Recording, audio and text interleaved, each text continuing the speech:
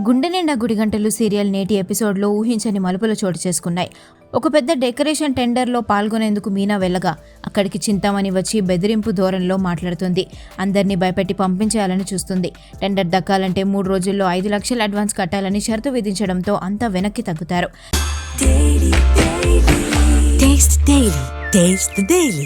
అయితే చింతామణి అహంకారాన్ని దెబ్బతీస్తూ 3 రోజుల్లో 5 లక్షలు తెచ్చి టెండర్ దక్కించుకుంటానని మీనా గట్టిగా ఛాలెంజ్ చేస్తుంది. ఈ విషయాన్ని మీనా బాలుకు చెప్పగా ఇంట్లో అందరినీ పిలిచి మాట్లాడతాడు.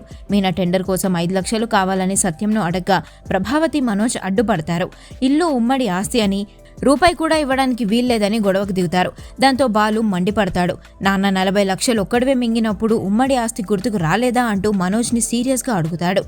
ఇల్లు తాకట్టు పెట్టి పార్లర్ పెట్టించినప్పుడు నీకు గుర్తు రాలేదా అంటూ ప్రభావతిని కూడా నిలదీస్తాడు.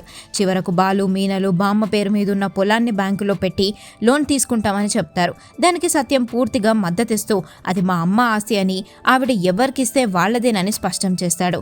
మరోవైపు వంటగదిలో ప్రభావతి వచ్చి మీనను బెదిరించాలని చూడగా మీనా గట్టిగా ఇచ్చి పడేస్తుంది. ఇప్పటి వరకు లోన్ మాత్రమే తీసుకుందాం అనుకున్నామని, కానీ మీరు ఇచ్చిన సలహా బాగుంది, పొలాన్ని పూర్తిగా అమ్మేసి డబ్బులు కట్టేస్తామంటూ షాక్ ఇస్తుంది. దాంతో ప్రభావతి నోట మాట రాక అక్కడి నుంచి జారుకుంటుంది.